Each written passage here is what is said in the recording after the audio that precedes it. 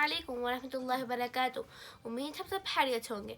आपने मेरे चैनल को लाइक किया नहीं किया, जाए पहले लाइक करें, शेयर करें, प्यारा सा कमेंट करें। आज तो उन्वान पर बात होगी, उसका नाम है इफ्तारी के वक्त दुआ कबूल होती है।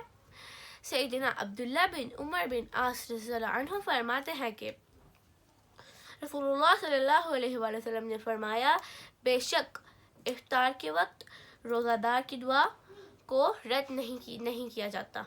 सैयदना सुलेमान बिन आमिर रज़ियल्लाहु अन्हु फरमाते हैं कि रसूलुल्लाह सल्लल्लाहु अलैहि वसल्लम खजूर से रोज़ा इफ्तार करते।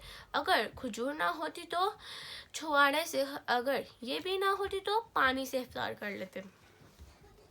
सैयदना अब्दुल्ला बिन उमर रज़ियल्लाहु अन्हु फरमाते हैं कि रसूलुल्लाह सल्लल्लाहु अलैहि वसल्लम ने फरमाया, इफ्तार के वक्त ये दुआ पढ़ें, प्यास जाती रहे और रगें तर्क होगी, और अगर अल्लाह ताला ने चाहा तो इसका सवाब साबित हो गया।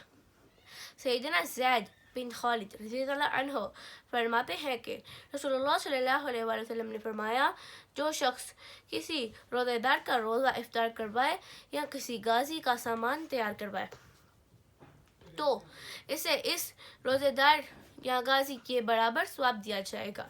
रसूलुल्लाह सल्लल्लाहु अलैहि वसल्लम ने फरमाया, कितने ही रोज़ेदार ऐसे हैं जिन्हें सिवाय प्यास के कुछ अजर नहीं मिलता, और कितने ही शबे बिरादरी करने वाले ऐसे हैं जिन्हें सिवाय जागने से कुछ हासिल नहीं होता।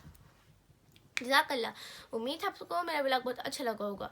अगर अच्छा लगा होगा तो लाइक कीजिए, सब्सक्राइब कीजिए एंड बेल आइकन के बटन को दबाना ना भूलिएगा।